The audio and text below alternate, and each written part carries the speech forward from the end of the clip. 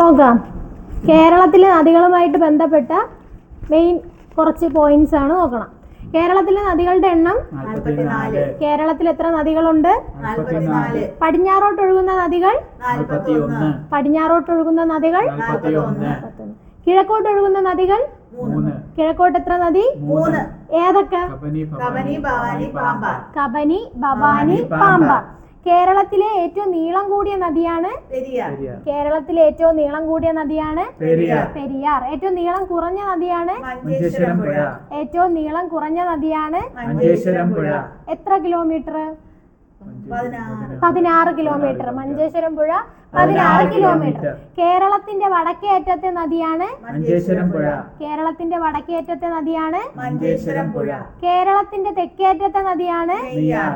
തെക്കേ അറ്റത്തെ നദിയാണ് നെയ്യാർ. ഏറ്റവും കൂടുതൽ നദികൾ ഒഴുകുന്ന ജില്ല കാസർഗോഡ്. ഏറ്റവും കൂടുതൽ നദികൾ ഒഴുകുന്ന ജില്ല കാസർഗോഡ്. 1945 കേരള സർക്കാരിന്റെ വിജ്ഞാപന പ്രകാരം 15 കിലോമീറ്ററിൽ കൂടുതൽ നീളമുള്ള എത്ര കിലോമീറ്റർ? 15 കിലോമീറ്ററിൽ കൂടുതൽ നീളമുള്ള ജലപ്രവാഹങ്ങളെയാണ് നദികളായി കണക്കാക്കുന്നത്. അതിൻ പ്രകാരം 100 കിലോമീറ്റർ അതിൻ പ്രകാരമല്ല 100 കിലോമീറ്റർ കൂടുതൽ നീളമുള്ള നദികളുടെ എണ്ണം ചോദിച്ചാലാ 11. 100 കിലോമീറ്റർ കൂടുതൽ നീളമുള്ള നദികൾ 11. അപ്പൊ ആദ്യം മുതൽ ഓർഡറിന് പറഞ്ഞു. ആദ്യം ഏതായിരിക്കും ഏറ്റവും നീളം കൂടുതൽ? പെരിയാർ. എത്ര കിലോമീറ്റർ? 244 കിലോമീറ്റർ പെരിയാർ. അടുത്തത് ഭാരതപ്പുഴ. എത്ര kilometre? 209 kilometre Bharathapuzha. Periyar 244 kilometre, Bharathapuzha 209 kilometre. അടുത്തത് പമ്പയുടേത് 176 Pamba 176 kilometre. Periyar 244 kilometre, Bharathapuzha 209 kilometre, Pamba 176 kilometre. അടുത്തത് ചാലിയാർ എത്ര കിലോമീറ്റർ? 169 കിലോമീറ്റർ. ചാലിയാർ 169 കിലോമീറ്റർ. അടുത്തത് ചാലക്കുടിപ്പുഴ എത്ര കിലോമീറ്റർ? 145.5 കിലോമീറ്റർ. ചാലക്കുടിപ്പുഴ 145.5 കിലോമീറ്റർ. ഈ 5 ആദ്യം മുതൽ പറയാം. Periyar 244 kilometre, Bharathapuzha 209 kilometre, Pamba 176 kilometre, Chaliyar 169 kilometre, Chalakudippuzha 145.5 kilometre. അടുത്ത് Kadalundippuzha 130 kilometre. Kadalundippuzha 130 kilometre. Achankovilar 128 kilometre. Achankovilar 128 kilometre. Kalladayar 121 kilometre. Kalladayar 121 kilometre. Muvattupuzha ഇതൊന്നും ചോദിക്കൂലായിരിക്കുമല്ലേ. മൂവാറ്റുപുഴ 121 കിലോമീറ്റർ. മൂവാറ്റുപുഴ 121 കിലോമീറ്റർ. വളപട്ടണം പുഴ 110 കിലോമീറ്റർ. വളപട്ടണം പുഴ 110 kilometre. Chandragirippuzha 105 kilometre. Chandragirippuzha 105 kilometre. Kilometre പറയണ്ട, വലിപ്പക്രമത്തിലനുസരിച്ചിട്ട് പറയണം. പെരിയാർ തൊട്ട് ആദ്യം പെരിയാർ, ഭാരതപ്പുഴ, പമ്പ, ചാലിയാർ, ചാലക്കുടിപ്പുഴ, കടലുണ്ടിപ്പുഴ, അച്ചൻകോവിലാറ്, കല്ലടയാറ്, മൂവാറ്റുപുഴയാറ്. മൂവാറ്റുപുഴ. അടുത്ത് വളപട്ടണം പുഴ, ചന്ദ്രഗിരിപ്പുഴ. വളപട്ടണം പുഴ, ചന്ദ്രഗിരിപ്പുഴ. ഓക്കെ.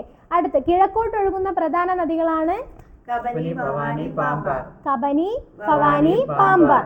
കിഴക്കോട്ടൊഴുകുന്നതിൽ ഏറ്റവും നീളം കൂടിയ നദിയാണ് കബനി. കബനിയെ പറ്റിയാണ് പറയുന്നത്. കിഴക്കോട്ടൊഴുകുന്നതിലെ ഏറ്റവും നീളം കൂടിയ നദിയാണ് കബനി. വയനാട്ടിലെ തോമാർകുടിയിൽ നിന്ന് ഉത്ഭവിക്കുന്നു. ഇവിടെ തോമാർകുടി. എവിടെയാണ് തോമാർകുടി?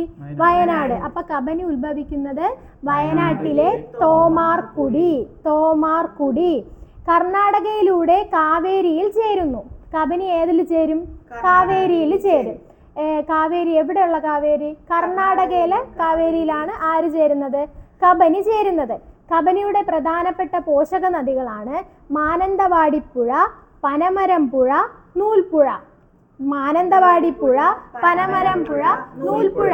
കബനി വയനാട് എന്നല്ലേ പറഞ്ഞ, അപ്പൊ വയനാട്ടിലെ സ്ഥലമാണ് ഏതൊക്കെ? മാനന്തവാടിയും പനമരവും.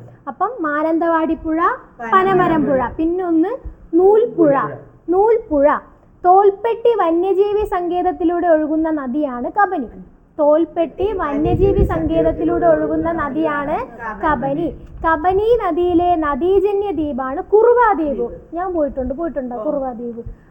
കബനി നദിയിലെ നദീജന്യ ദ്വീപാണ് കുറുവ ദ്വീപ്. അപ്പൊ കുറുവ ദ്വീപ് ഏത് ജില്ലയിലാണ് ചോദിച്ചിട്ടുണ്ട്? വയനാട് ജില്ലയിലാണ്. ബാണാസുര സാഗർ അണക്കെട്ട് സ്ഥിതി ചെയ്യുന്നു. ബാണാസുര സാഗർ അണക്കെട്ട് സ്ഥിതി ചെയ്യുന്നു ഏത് നദിയില്? കബനി നദിയിൽ. അതല്ലേ പഠിക്കുന്ന?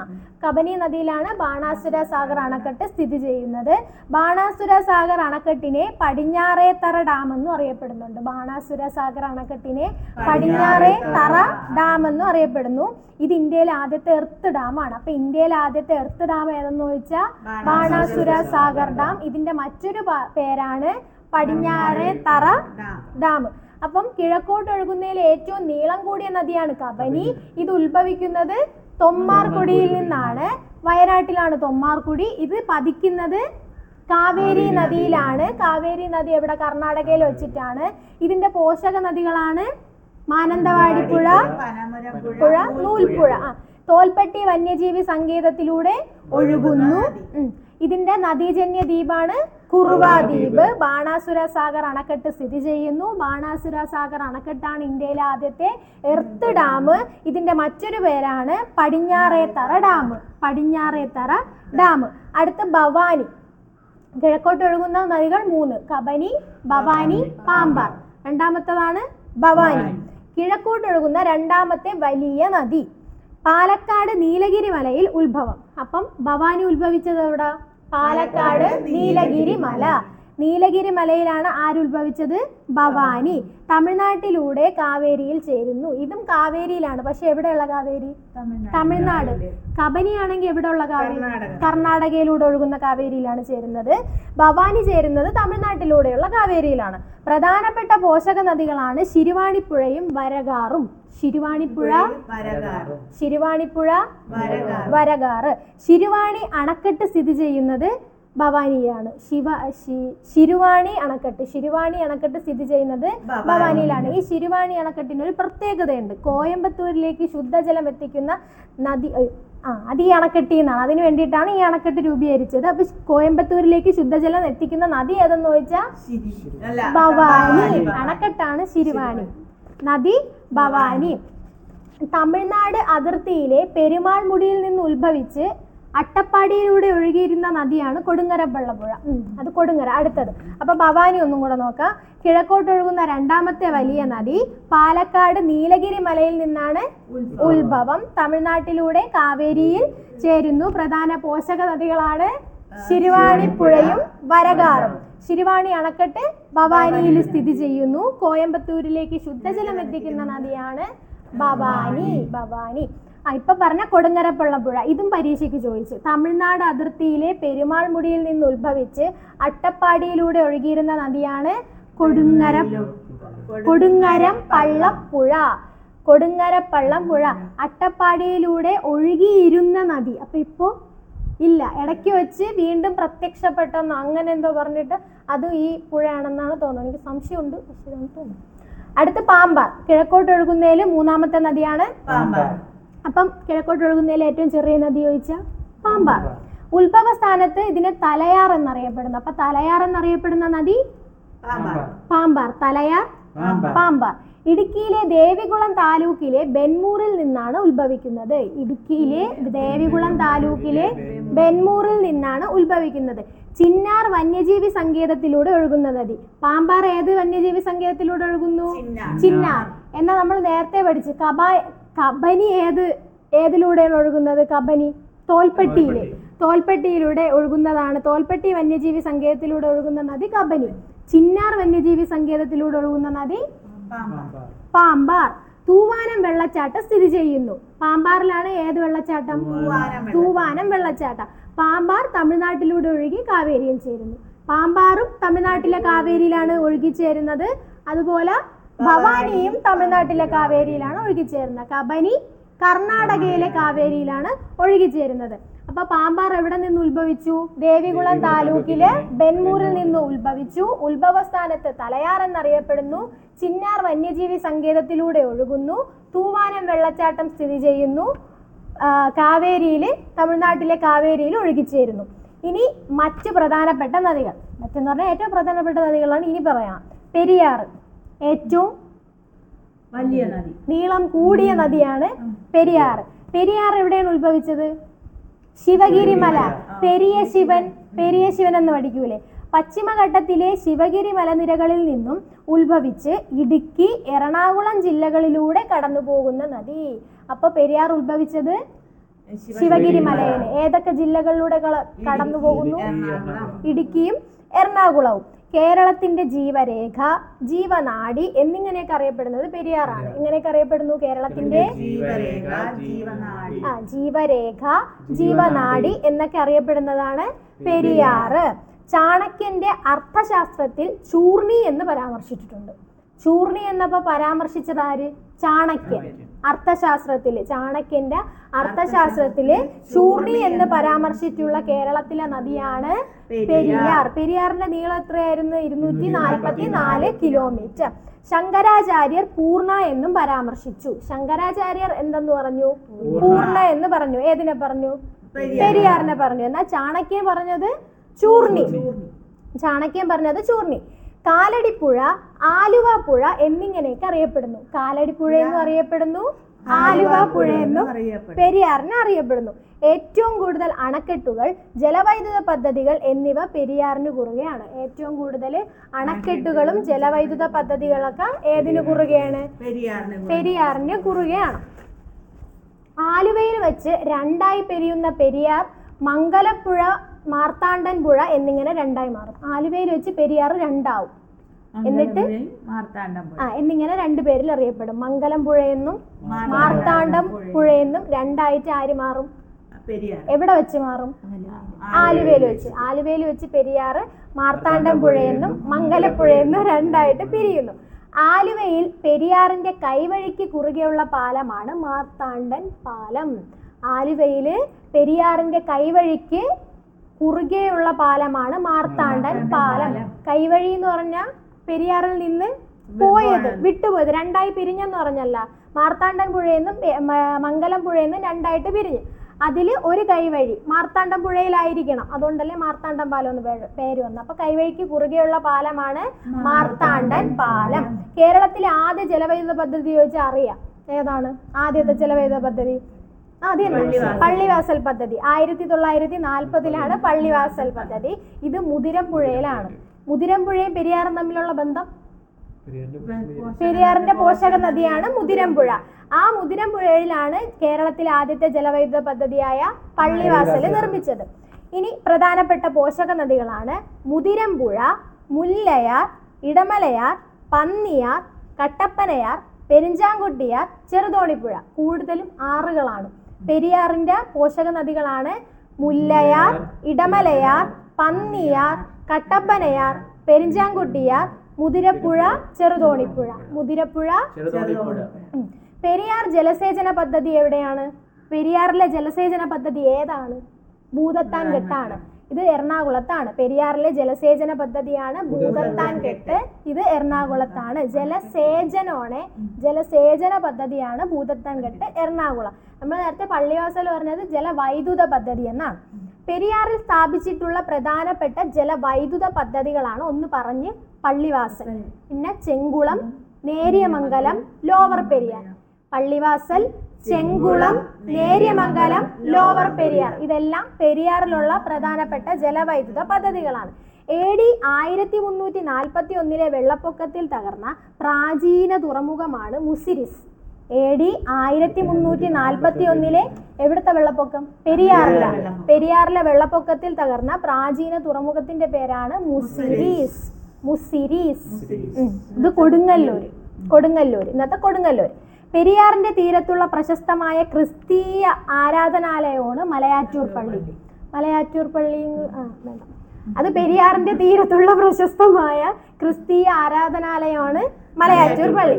പെരിയാറിൽ സ്ഥാപിച്ചിട്ടുള്ള പ്രധാനപ്പെട്ട അണക്കെട്ടുകളാണ് Mullaperiyar dam, Bhoothathankettu, Mattupetty dam, Idukki dam, Cheruthoni dam, Irattayar, lower Periyar, Idamalayar, Chenkulam dam, Ponmudi dam, Kundala dam, Anayirankal dam. കുറേ ഡാമുണ്ട്. പെരിയാറിൽ ഇഷ്ടംപോലെ അണക്കെട്ടുകളൊക്കെ ഉണ്ടെന്ന് പറഞ്ഞില്ലേ. ഞാൻ ഒന്നും കൂടെ വായിക്കാം. മുല്ലപ്പെരിയാർ ഡാം അറിയാം, ഭൂതത്താൻകെട്ട് അറിയാം, Mattupetty dam, Idukki dam, Cheruthoni dam, ഇതൊക്കെ മുല്ലപ്പെരിയാർ വിഷയമായിട്ട് ബന്ധപ്പെട്ട് കുറേ ഡാം അങ്ങനെ അറിയാം. പിന്നെ Irattayar, lower Periyar, Idamalayar, Chenkulam dam, Ponmudi dam, Kundala dam, Anayirankal dam. ഇത് ഇത്രയും എവിടെ ഉള്ളതാണ്? പെരിയാറിൽ സ്ഥാപിച്ചിട്ടുള്ള അണക്കെട്ടുകളാണ്. അടുത്ത് പഠിക്കാൻ പോണത് ഭാരതപ്പുഴ. പെരിയാർ. അപ്പം പെരിയാർ ഉത്ഭവിക്കുന്നത് എവിടെ നിന്നാണ്? പശ്ചിമഘട്ടത്തിലെ ശിവഗിരി മലയിൽ നിന്ന് പെരിയാർ ഉത്ഭവിക്കുന്നു. ഇത് എവിടെ വെച്ച് രണ്ടായി പിരിയുന്നു? ആലുവയിൽ വെച്ച് രണ്ടായി പിരിയുന്നു. മംഗലം പുഴയെന്നും മാർത്താണ്ഡം പുഴയെന്നും. അർത്ഥശാസ്ത്രത്തിൽ ചാണക്യൻ എന്തെന്ന് വിശേഷിപ്പിച്ചു?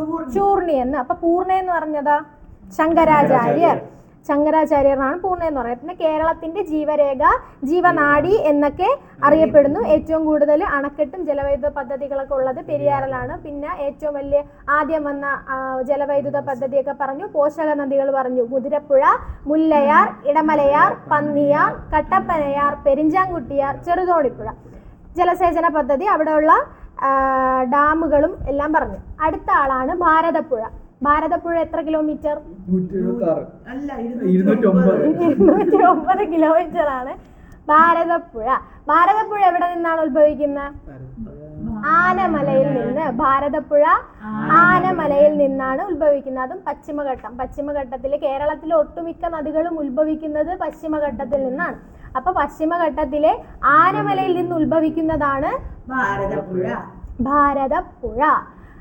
ഭാരതപ്പുഴ ഒഴുകുന്ന ജില്ലകൾ പാലക്കാട്, തൃശ്ശൂർ, മലപ്പുറം. പാലക്കാട്, തൃശ്ശൂർ, മലപ്പുറം. പെരിയാർ ഏതൊക്കെ ജില്ലകളിലൂടെ? ഇടുക്കി, എറണാകുളം. ഭാരതപ്പുഴ ഒഴുകുന്നത് പാലക്കാട്, തൃശ്ശൂർ, മലപ്പുറം. പാലക്കാട്, തൃശ്ശൂർ, മലപ്പുറം. ഇനി പോഷക നദികളാണ്. ഇത് ഭാരതപ്പുഴയല്ലേ, അപ്പൊ ഫുള്ള് പുഴയാണ്. തൂതപ്പുഴ, ഗായത്രിപ്പുഴ, കണ്ണാടിപ്പുഴ, കൽപ്പാത്തിപ്പുഴ. ഭാരതപ്പുഴയുടെ പോഷക നദികളാണ് തൂതപ്പുഴ, ഗായത്രിപ്പുഴ, കൽപ്പാത്തിപ്പുഴ. തൂതപ്പുഴ, ഗായത്രിപ്പുഴ, കൽപ്പാത്തിപ്പുഴ. കേരളത്തിന്റെ നൈൽ എന്നറിയപ്പെടുന്നത് ഭാരതപ്പുഴ. കേരളത്തിന്റെ നൈൽ എന്നറിയപ്പെടുന്നതാണ് ഭാരതപ്പുഴ. കേരളത്തിന്റെ നൈൽ. ഭാരതപ്പുഴ എവിടെയാണ് പതിക്കുന്നത്? അറബിക്കടലിൽ. ഭാരതപ്പുഴ പതിക്കുന്നത് അറബിക്കടലിലാണ്. ഇത് പൊന്നാനിയിൽ വെച്ചിട്ടാണ് അറബിക്കടലിൽ പതിക്കുന്നത്. അപ്പൊ ഭാരതപ്പുഴ അറബിക്കടലിൽ പതിക്കുന്ന സ്ഥലം ചോദിച്ചാൽ പൊന്നാനി. കണ്ണാടിപ്പുഴ എന്ന് അറിയപ്പെടുന്ന മറ്റു പേരുകൾ. ഈ ഭാരതപ്പുഴയുടെ ഒരു പോഷക നദിയാണ് കണ്ണാടിപ്പുഴ. കണ്ണാടിപ്പുഴയെ അറിയപ്പെടുന്ന മറ്റു പേരാണ് ചിറ്റൂർ പുഴ എന്നും ശോകനാശിനി പുഴ എന്നും. ചിറ്റൂർ പുഴ എന്നും ശോകനാശിനി പുഴ എന്നും. ഏതിനറിയപ്പെടും? കണ്ണാടിപ്പുഴ. കണ്ണാടിപ്പുഴ. ശോകനാശിനി പുഴ എന്ന പേര് നൽകിയത് നമ്മുടെ എഴുത്തച്ഛനാണ്. തുഞ്ചത്ത് രാമാനുജൻ എഴുത്തച്ഛനാണ് ശോകനാശിനി പുഴ എന്ന പേര് നൽകിയത്. ചരിത്ര പ്രസിദ്ധമായ മാമാങ്കം നടക്കുന്നത് തീരത്തായ എവിടെയാണ് സ്ഥലം? തിരുനാവായ. തിരുനാവായ. ചരിത്ര പ്രസിദ്ധമായ മാമാങ്ക ആഘോഷം നടക്കുന്ന സ്ഥലം തിരുനാവായ ഭാരതപ്പുഴയുടെ തീരത്താണ്.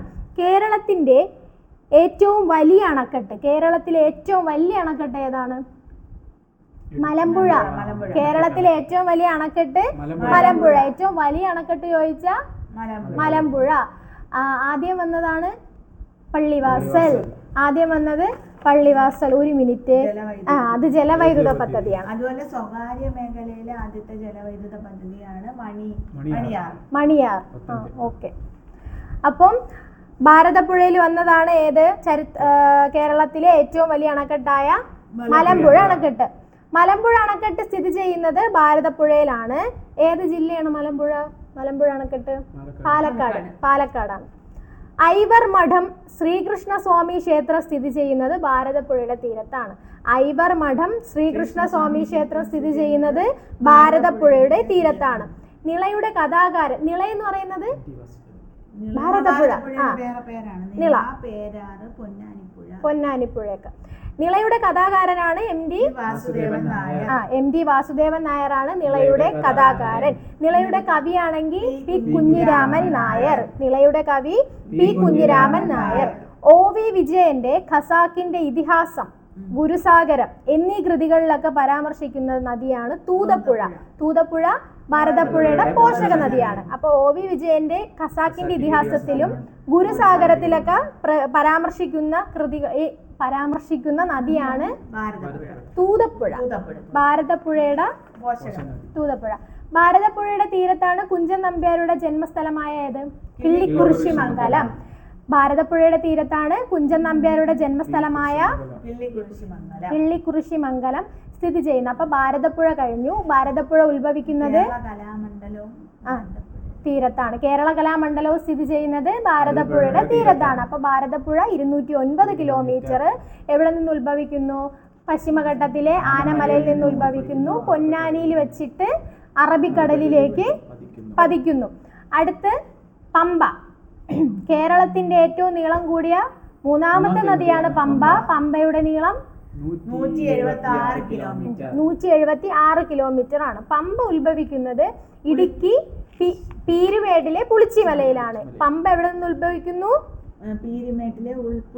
പുളിച്ചിമല. ഇടുക്കി പീരുമേട്ടിലെ പുളിച്ചിമലയിൽ നിന്നാണ് പമ്പ ഉത്ഭവിക്കുന്നത്.